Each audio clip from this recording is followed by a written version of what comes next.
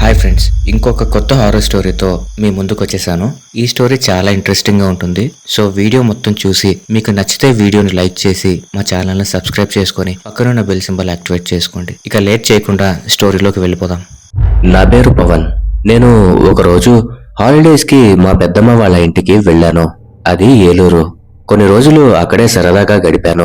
ఒకరోజు మా మావయ్య కూడా మా పెద్దమ్మ వాళ్ళ ఇంటికి వచ్చాడు. తన పేరు రామకృష్ణ. తను ఒక ఆటో డ్రైవరు. తనని చూసిన నేను, ఏంటి మావయ్య ఎలా ఉన్నావు అని అడిగాను. అందుకు ఆయన, నేను బాగున్నాను పవన్, నువ్వెలా ఉన్నావు అని అన్నాడు. అందుకు నేను కూడా బాగున్నాను మావయ్య అని చెప్పాను. అయితే అలా కాసేపు మేమిద్దరం మాట్లాడుకుంటూ ఉంటే మా పెద్దమ్మ, ఏంటి రామకృష్ణ ఈ మధ్య ఆటో తోలడం మానేశావంటగా, ఏమైంది అంది.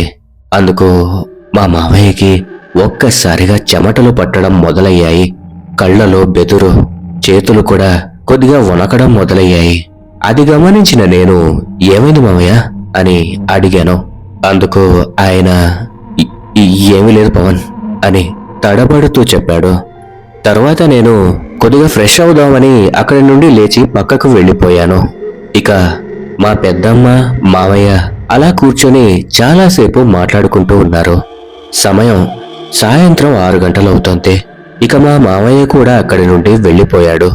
చీకటి పడుతూ ఉండటంతో నేను పెద్దమ్మ భోజనం చేసేసి అలా రాత్రి బయట కూర్చొని ఉన్నాము. మా పెద్దమ్మ ఏదో ఆలోచిస్తూ, పాపం రామకృష్ణ ఎంత భయపడ్డాడు, ఓరి దేవుడా అని తనలో తాను అనుకుంటూ ఉంది. అది గమనించిన నేను, పెద్దమ్మ ఏమైంది అని అడిగాను. అందుకు ఆవిడ, అదేం లేదు పవన్, లేట్ అయింది, పడుకో అంది. కానీ నేను, ఏంటి పెద్దమ్మ ఏదో జరిగింది, నాకు కూడా చెప్పు అని అడిగాను. అందుకు తను మావయ్యకి జరిగిన ఒక భయంకరమైన సంఘటన చెప్పడం మొదలు పెట్టింది. మా మావయ్య రామకృష్ణ.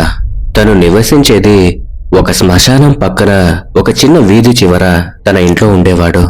కానీ ఆ వీధి ఎలా ఉంటుందంటే కేవలం ఒక మనిషి మాత్రమే పట్టేంత వెడల్పుగా ఉంటుంది. తన ఆటోని ఇంటి వరకు తీసుకెళ్లలేక ఆ శ్మశానం దగ్గరే ఒక చెట్టు కింద ఆటోని పార్క్ చేసి ఇంటికి వెళ్లేవాడు. ప్రతిరోజు తెల్లవారుజామున 3:30 నుండి 4 గంటలకే నిద్రలేచి ఫ్రెష్ అయ్యి ఆటో తీసుకుని పొద్దున్నే కిరాయి కోసం వెళ్లిపోయేవాడు. అలా ఒకరోజు నిద్ర లేచి ఫ్రెష్ అయ్యి ఆటో దగ్గరికి వెళ్ళాడు. ఆ రోజు తనకి ఆ ప్రదేశాన్ని చూస్తూ ఉంటే ఎందుకో తెలియదు కానీ కొద్దిగా అనీజీగా అనిపించింది. సమయం చూస్తే 4:20 అవుతుంది. ఆ ఏరియా అంతా ఇంకా చీకటిగానే ఉంది, విత్ పిన్ డ్రాప్ సైలెన్స్.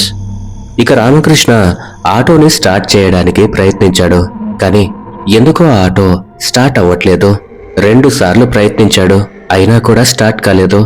ఇంతలో తన కుడిపక్క చెవుకి ఒక 20 మీటర్ల దూరంలో ఎవరో నవ్వుతున్నట్టుగా శబ్దం వినిపించింది. కానీ రామకృష్ణ అదేమీ పట్టించుకోకుండా ఆటోని స్టార్ట్ చేయడానికి ప్రయత్నిస్తూనే ఉన్నాడు. ఇంతలో ఇంకొకసారి ఎవరో నవ్వుతున్నట్టుగా వినిపించింది. ఎవరా అన్నట్టుగా ఆయన అలా పక్కకు తిరిగి చూశాడు. కానీ అక్కడ ఎవరూ లేరు. తన మొబైల్లో ఫ్లాష్ లైట్ ఆన్ చేసి అలా చుట్టూ చూశాడు. కానీ ఆ చుట్టుపక్కల ఏది వింతగా అయితే ఏమీ కనిపించలేదు. ఇక సరే అనుకుని ఆటోని స్టార్ట్ చేయడానికి ఫ్లాష్ లైట్ ఆఫ్ చేసేసరికి దూరంగా ఉన్న స్ట్రీట్ లైట్ వెలుతురు లైట్గా తన ఆటో ఫ్రంట్ మిర్రర్ మీద పడడంతో ఒక ఆకారం తన ఆటో అద్దంలో నుండి తనని అలా చూస్తోంది. సడన్ గా రామకృష్ణ గుండె ఆగినంత పనైంది. ఆ ఆకారం నల్లని జుట్టుతో, మొహం మొత్తం రక్తంతో చెక్కేసినట్టు వికృతమైన రూపంతో ఒక తెల్లని గుడ్డముక్క వేసుకున్నట్టుగా ఉంది. అది రామకృష్ణ వైపు చూసి గట్టిగా నవ్వుతోంది. ఆ శబ్దానికి రామకృష్ణ ఆటోలో నుంచి కింద పడిపోయాడు. వెంటనే లేచి చూసేసరికి అక్కడ ఎవరూ లేరు, ఏ ఆకారమూ లేదు. వెంటనే తను వెనక్కి తిరిగి పరిగెడదామనుకుంటే అకస్మాత్తుగా ఆ దెయ్యం తన వెనక నుంచి వచ్చి రామకృష్ణ ముందు నిలబడింది. దాని కళ్ళు మొత్తం నల్లగా ఉండి చాలా భయంకరంగా ఉన్నాయి.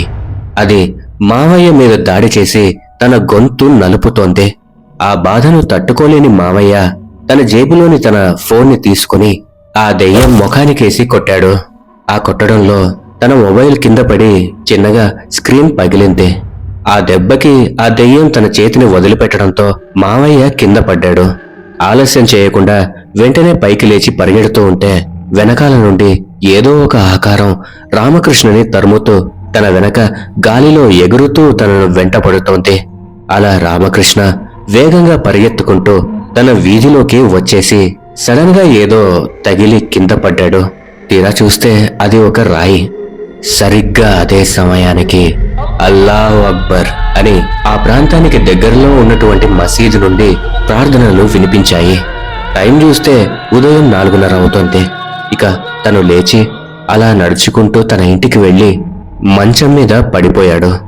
మరుసటి రోజు తన ఆటోను కూడా తెచ్చుకోకుండా ఆ ఏరియా నుండి వేరే కాలనీకి షిఫ్ట్ అయిపోయాడు.